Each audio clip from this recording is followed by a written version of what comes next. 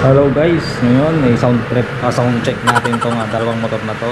Sniper 150, pinabitan namin siya na yan, SC5 project. Sa online lang yan guys, in order Lazada. So 4,000 pesos lang siya, tapos itong 5 na to. Yan, bali 1.5 yan sa Las Piñas pinagawa. So yan yan, naka-shifted na siya, version 6. So ito yung Sniper 150, and then ito ang Ducati. Yan, Super Sport. Yan, 1000cc. So nakaano din siya guys. So nakaano din siya. SC5. Yan. So sound check natin siya. Paanda rin natin parehas. So yan, unahin natin tong Ducati. Susi niya. Start natin. Oops, naka-neutral. Okay. Start.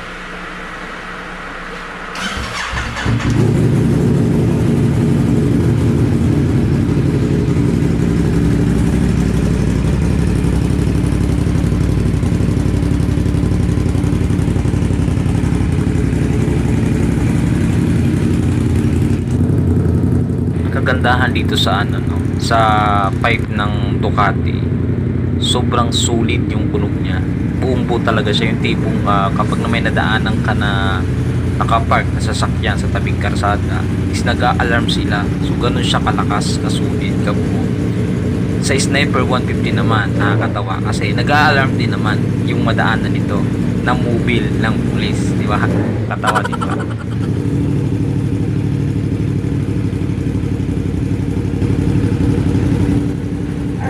Minsan nga ginamit namin yung Ducati long drive Cavite to Bicol. So ang ganda ng tunog niya nung napalitan itong EC5. Kasi dating stock hindi ganun katapang yung niya tunog. So kaya pinalitan namin ng SC5. Kagandahan dito yung SC5 na to is parang tinatalo niya yung ibang mga talagang mamahalin na ibang EC5. Ito pinagawa lang to sa labas nito. Umabot lang ng 12,000, 12,500 parang gano'n.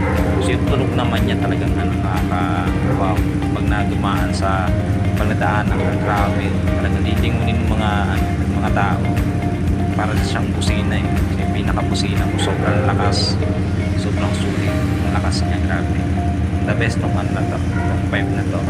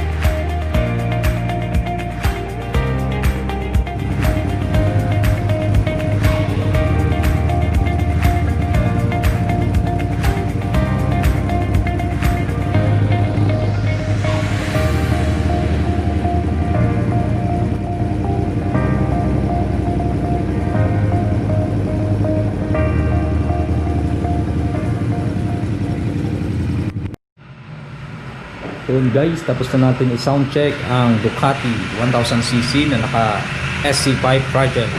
Ngayon, i-sound check naman natin tong Sniper 150 na naka SC5 project. Yan. So, paanda rin natin siya guys. So, bagong kabit lang naman tong string na to.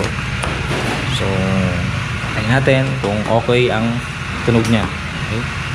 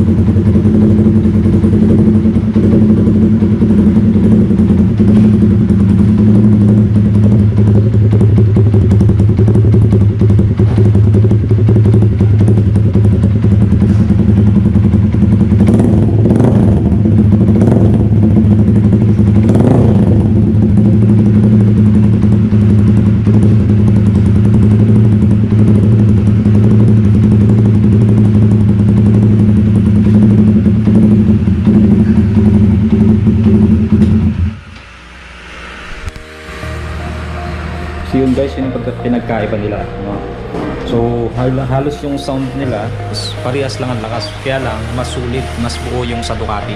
Siyempre, kaya ang laki ng makina nito, 1000cc, kaya talagang buo yung tunog niya ng SE Project. Okay? Then dito naman sa Sniper, siyempre hindi ganun kalakas, no? Hindi ganun kasulit kasi pag 50cc lang siya, so normal lang naman yun, pero sulit naman talaga yung tunog niya. Pang racing lang talaga to ginagamit, guys. So dito pwede sa mga sa service